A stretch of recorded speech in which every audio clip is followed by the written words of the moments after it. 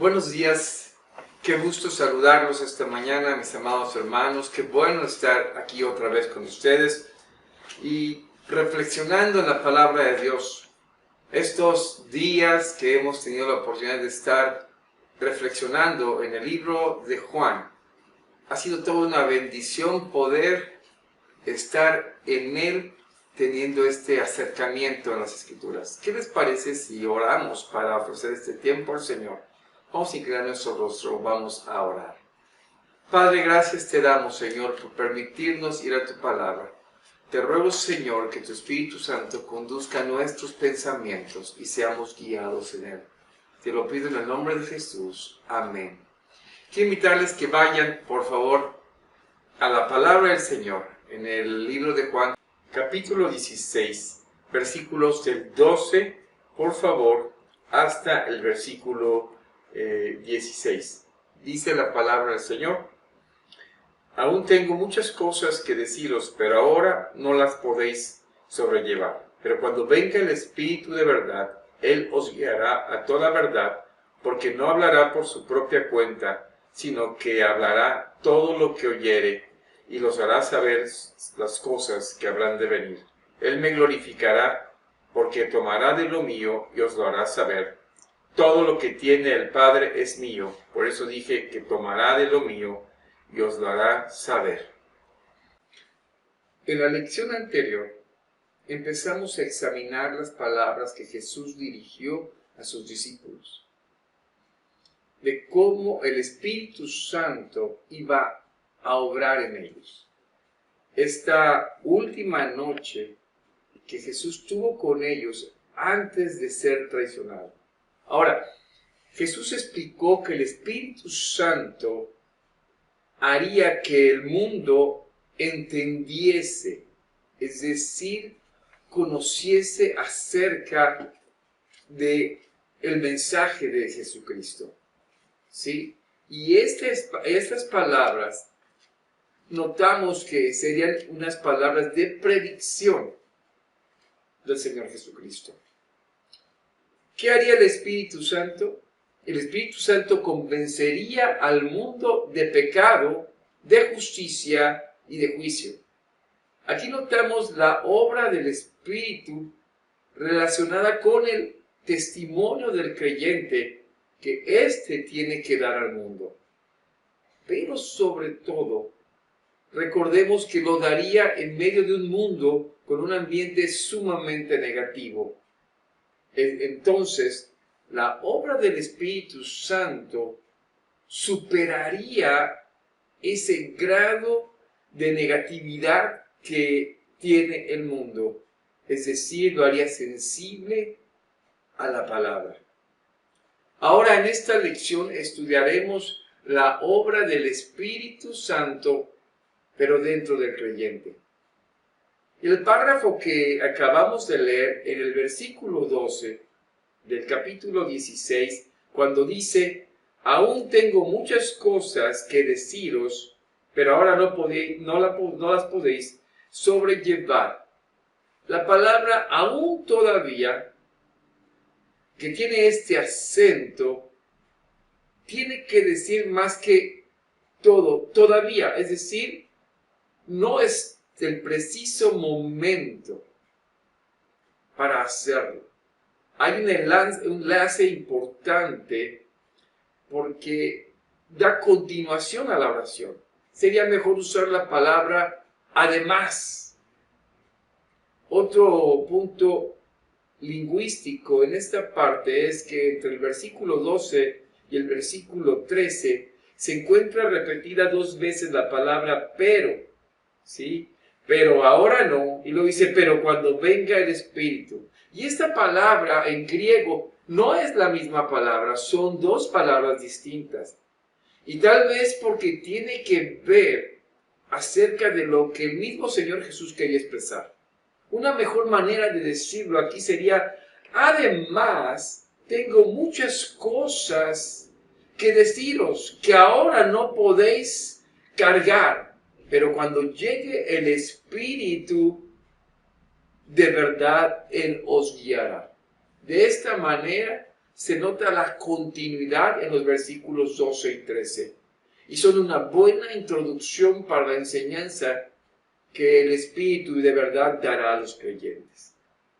El primer aspecto que quiero llamar la atención en este pasaje es la inteligencia del creyente y la obra del Espíritu. Dice, aún tengo muchas cosas que deciros, pero ahora no las podéis sobrellevar, no las podéis cargar, pero cuando venga el Espíritu de verdad. Los discípulos caminaban con el Señor Jesús cuando Él sería entregado. Y no podían entender muchas cosas en su significado, pero la presencia y la obra del Espíritu Santo, el Espíritu de verdad, sería necesaria para que ellos pudieran sobrellevar o cargar esta sabiduría necesaria para poder entender la enseñanza del Señor Jesucristo. La palabra sobrellevar utilizada en el libro, en la Biblia, tiene que ver con la palabra cargar. En Juan 10:31, cuando los judíos intentan apedrear al Señor Jesús y Él sale en medio de ellos, ellos levantan piedras. Es la misma palabra usada ahí. O cuando en Juan 19:17, que dice que va a cargar la cruz, es también el mismo término. Lo mismo que en Gálatas, cuando unos tenían que compartir las aflicciones de otros. O también cuando en Hechos 9:15 se refiere a llevar el nombre de Cristo. En cada caso, mis amados, relaciona con la capacidad de tomar, de levantar, de cargar, es decir, de soportar. Los discípulos entonces entendieron que Jesús les enseñaba que tenían que entender que la doctrina de Cristo no podían llevarla con sus propias fuerzas, que se requería más allá de su propia capacidad. Por eso era necesario que viniera el Espíritu de verdad. Todo esto implica que la venida del Espíritu de verdad al creyente en Jesucristo le daría nuevas capacidades, fuerzas, habilidades para entender. Entonces podríamos definir que el Espíritu le podría dar al creyente una nueva inteligencia para poder llevar esta doctrina. Y dice el versículo 13, pero cuando venga el Espíritu de verdad, Él os guiará a toda la verdad, porque no hablará por su propia cuenta. Esta nueva inteligencia, esta nueva capacidad que obra del Espíritu, tiene que ver con la tarea de guiar, de liderar, literalmente ir delante de ellos, o mejor dicho, abrir camino.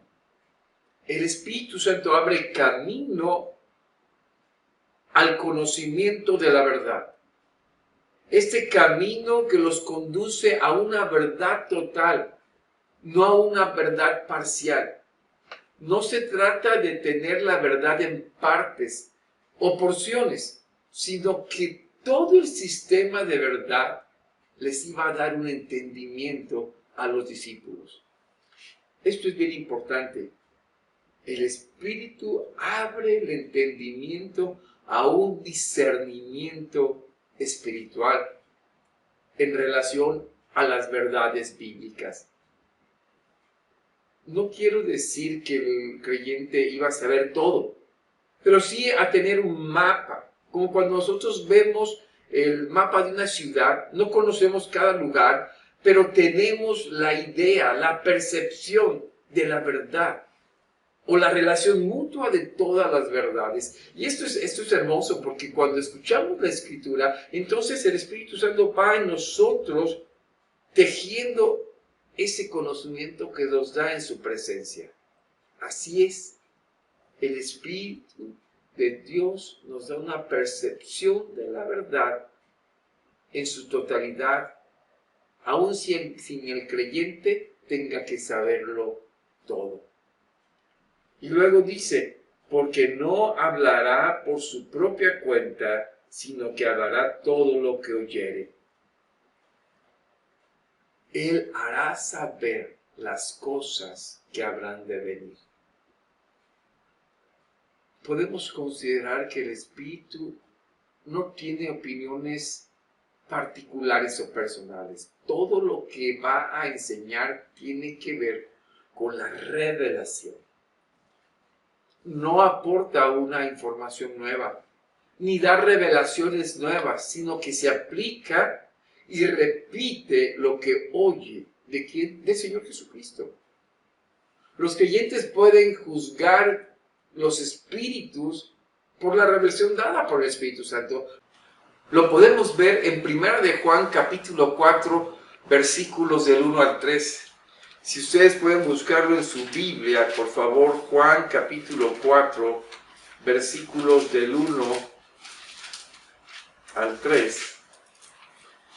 Dice el pasaje: Amados, no creáis a todo espíritu, sino probad a los espíritus si son de Dios, porque muchos falsos profetas han salido del mundo. En esto conoced el espíritu que viene de Dios. Todo espíritu que confiesa que Jesucristo ha venido en carne es de Dios, y todo espíritu que no confiesa que Jesucristo ha venido en carne no es de Dios. Y este es el espíritu del anticristo, el cual vosotros habéis oído que viene y que ahora ya está en el mundo. Mis amados, sobre todo en toda revelación que tiene que ver con la obra y la persona de Jesucristo, el Espíritu Santo nos da una percepción de la perspectiva del reino y de la proclamación del mismo. También el Espíritu en los creyentes da certeza de las cosas por venir. Nuestra resurrección, la seguridad del desarrollo del reino, la persecución, el carácter de cada época, el juicio final. Todo esto forma parte de todo el conocimiento o la ayuda intelectual que da al creyente el Espíritu Santo. Es el marco de referencia para entender todas las cosas en su verdadera perspectiva, su propia óptica. Así que el esquema espiritual e intelectual del cristiano hace que el creyente tenga su manera de ver de la realidad, no acerca del mundo, sino con Cristo y su obra del porvenir. Esto es obra del Espíritu Santo. Y 2, el contenido doctrinal de la enseñanza del Espíritu de verdad. Versículo 14 dice en Juan capítulo 16, dice: Él me glorificará, porque tomará de lo mío y os lo hará saber. Todo lo que tiene el Padre es mío, por eso os lo dije, que tomará de lo mío y os lo hará saber. Una de las dificultades de desarrollar los principios o la forma de trabajo del Espíritu es que éste no enseña sobre sí mismo, sino enseña sobre Cristo. Esto para mí ha sido una luz profunda. El contenido de la enseñanza de la cristología es lo que el Espíritu nos enseña a nosotros. Es la doctrina de Cristo. Es el meollo de la revelación bíblica. Es la doctrina de Cristo. Lo que el Espíritu enseña es acerca de Cristo. Nos enseña a glorificar a Jesús, a darlo a conocer, a confiar en su perfección, en sus atributos, en revelar su trabajo y alabar su obra, y en insistir en la eficacia y manifestar su grandeza, como también a elogiar su humildad y proclamar su exaltación. Esta es la predicación de Cristo encarnado, crucificado, resucitado y glorificado, que se lleva a cabo en la iglesia de Cristo. ¿Saben? El Espíritu Santo hace esto. Y tal como lo dice el texto, revelando a los discípulos la verdad de Cristo. Mis amados, el cristianismo no simplemente es la proclamación de una nueva moralidad o nuevos comportamientos y nuevos enfoques morales acerca del amor humano. Se predica, se proclama el entendimiento de Cristo como una verdad indubitable. Son las cosas de Cristo las que el Espíritu Santo comunica a los creyentes. La obra del Espíritu es esencialmente cristocéntrica. Él no llama la atención hacia sí mismo, sino hacia Cristo. No proclama su propia obra, sino la de Cristo. Y eso es algo importante, a diferencia de hoy día, quien trata de predicar acerca de las manifestaciones del Espíritu. Eso no es lo que el Espíritu da. El Espíritu habla acerca de las manifestaciones, pero con su contenido en la cristología, en una generalidad. El énfasis de Juan se refiere al Padre en lo de Cristo, y en ambos no hay diferencia.